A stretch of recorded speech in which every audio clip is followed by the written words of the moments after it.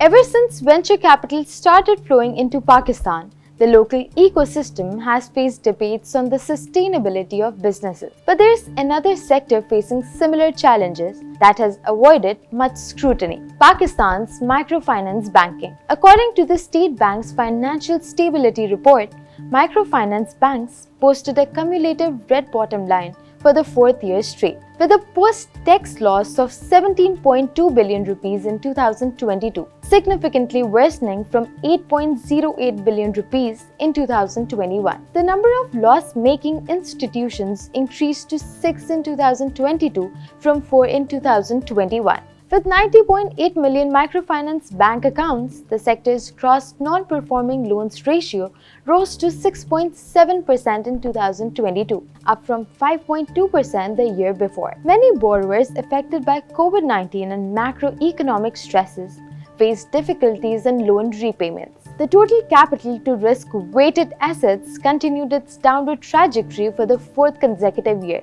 declining to 10.9% in 2022 from 18.3% in 2021. The Tier 1 capital position also fell to just 8.1%. The sector faces challenges in capital adequacy, with capital to risk weighted assets falling below the mandated 15%. Provisioning and bad debts written off jumped by 40.1% to 22.8 billion rupees in 2022. The growth in administrative expenses considerably accelerated to 32.6%, reaching 70.8 billion rupees. Even the International Monetary Fund expressed concern and called for time-bound recapitalization plans to address existing capital shortfalls in the microfinance bank sector. Now the question is, what will the regulators do about it? Serious action may take time, considering the sector's role in achieving financial inclusion targets. As Pakistan's microfinance banking sector faces increasing challenges, its health remains a point of concern, and the need for regulatory measures to ensure sustainable growth becomes vital for the country's financial stability.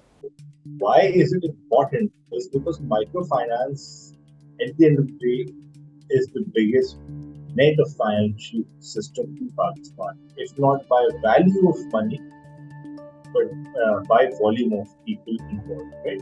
So you have 92 million people who have, not 92 million people, but 92 million accounts with microfinance institutions. That is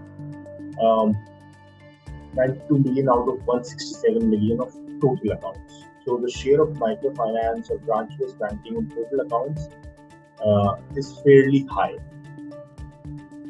So that's the total universe of potentially the total universe of people that could be affected. Then the number of borrowers of microfinance again runs into 5 plus, depending on the last estimate was like 9 million active borrowers in Q1 2023. So these are the number of borrowers. Again, this is scaled towards what commercial banks can boast. This is the biggest problem. Now, in order to continue,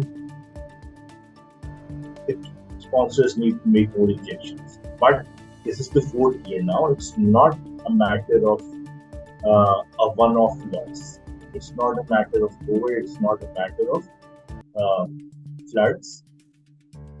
The capital position has been weakened for a while, even though the State Bank has been looking the other way. But how long can the sponsors continue? And even if the sponsors continue, is it really a model that should be that we should further level down? That is the bigger question, I think, in all of this, rather than asking what can the regulator, what can be done. I mean, I think there is potential for obviously these customers to graduate to commercial banks, but again, we don't know if that has really happened or not.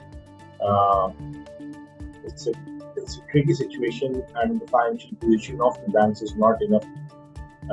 Without the guarantee of sponsors, for many banks, they won't even be a going concern. And it's about time the regulator steps in simply and ensures that either they wind them up with bad apples, and or they make sure there's, if major part of the industry is going through a similar thing for years now, then maybe there needs to be a change in regulation. There's needs to be some strengthening, something about the credit profiling, something better about the recovery. Again, that's up to the regulator, but it's about time for action.